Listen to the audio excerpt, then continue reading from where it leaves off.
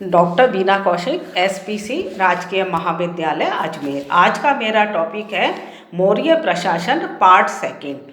Part first में हमने मौर्य प्रशासन की केंद्रीय व्यवस्था के अंतर्गत राजा और मंत्री परिषद के बारे में पढ़ा था। आज अपन करेंगे केंद्रीय शासन के अंतर्गत और कौन कौन से पदाधिकारी थे। तो मौर्य प्रशासन जो था पहली बार संपूर्ण भारत में स्थापित हुआ था और संपूर्ण भारत में एक केंद्र से या एक राजधानी से शासन चलता था। तो इस शासन को चलाने के लिए केवल मंत्रिपरिषद के अधिकारी ही नहीं, अनेक अधिकारी भी और नियुक्त किए जाते थे, जिससे कि प्रशासन आसानी से और या सुचारू रूप से चल सके।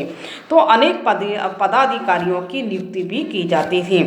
तो इन पदाधिकारियों को अमात्य कहा जाता था। मुख्य रूप से मौर्य काल में 18 विभागों की स्थापना की गई थी। ये 18 विभाग तीर्थ कहलाते थे। इन विभागों के अध्यक्ष को अमात्य कहा जाता था। अमात्य अपने विभाग का सर्वोच्च अधिकारी था। प्रत्येक विभाग के अधीन हम देखें तो उस अमात्य के अधीन अनेक और अधिकारी होते थे और उसके अधीन अनेक उप विभाग भी होते थे।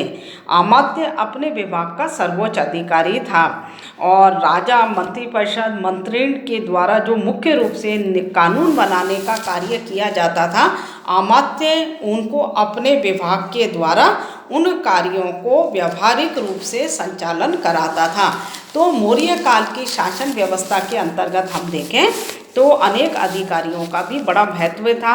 इनका प्रमुख कार्य जो केंद्र के द्वारा, राजा के द्वारा और मंत्रिपरिषद के द्वारा जो कानून बनाए जाते थे, उन कानूनों का जनता के द्वारा पालन करवाने का कार्य ये अमात्य करते थे। ये पदाधिकारी जो थे वो कई बहुत महत्वपूर्ण पदों पर नियुक्त किए जाते थे, जिसमें कि प्रमुख हैं। हम देखें तो पहला है पुरोहित।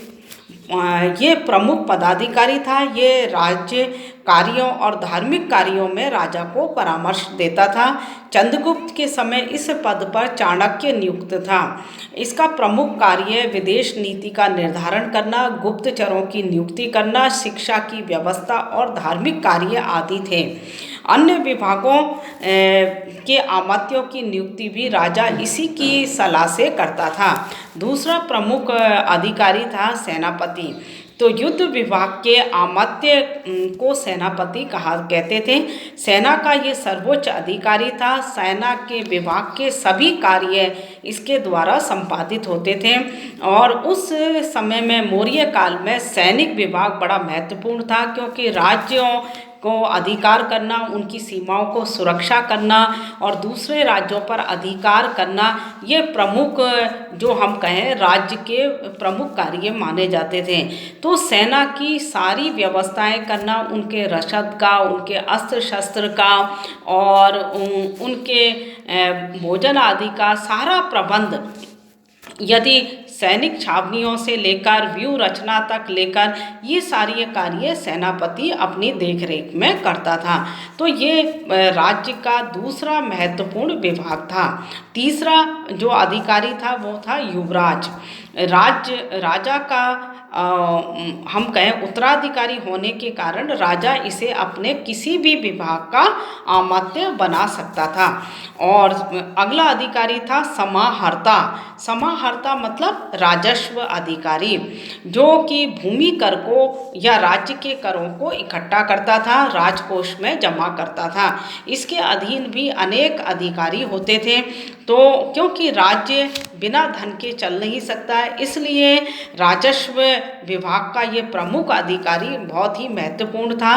तो सभी क्षेत्रों से, प्रदेशों से भूमि कर इकट्ठा होना, इसके अतिरिक्त राज्य में कभी अकाल पड़ना या बाढ़ आ जाना या कोई और आपदा के समय किसान यदि राजस्व नहीं दे सकता हो, तो ऐसी स्थिति में उनको ऋण आदि और सुविधाएं तथा अन्य सुविधाएं उपलब्ध कराना, ये और करों में कमी करना, ये सारे कार्य भी राजस्व अधिकारी के द्वारा द्वारा किए जाते थे।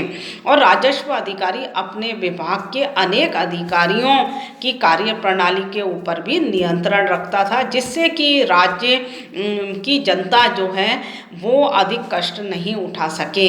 मौर्यकालीन राजा जो हैं हम देखें तो बड़े ही धार्मिक और लोक कल्याणकारी राजा हुए हैं। इस कारण से राजस्व अधिकारी जो है वो जनता को की भलाई के लिए अधिक कार्य करता था। उसके बाद अगला जो कर्मचारी था वो है हम देखें नायक। ये सैन्य विभाग का प्रमुख अधिकारी होता था और युद्ध क्षेत्र में सेना के आगे चलता था नायक, और इसके ऊपर हम देखें तो सेनापति होता था। इसके अतिरिक्त दंडपाल जो कि पुलिस विभाग का प्रमुख प्रधान था, शांति व्यवस्था स्थापित करना, राज्य में चोरी और डकैती तथा अन्य किसी भी प्रकार के अपराध हों उन पर नियंत्रण रखने का कार्य और उन अपराधियों को दंडित करने का कार्य दंडपाल के द्वारा किया जाता था, जैसे कि उसके नाम से ही स्पष्ट होता है। इसके अतिरिक्त अनेक और दूसरा अधिकारी था अंतपाल। ये सीमांत प्रदेशों की सुरक्षा और वहाँ सैनिक चौकियों की स्थापना करना, विदेशी आक्रमण के समय महत्वपूर्ण उत्तरदायित्व ये निभाता था। तो अंतपाल भी मौर्य काल का प्रमुख अधिकारी था, जिससे कि राज्य की सीमाओं की सुरक्षा होती थी। धन्यवाद।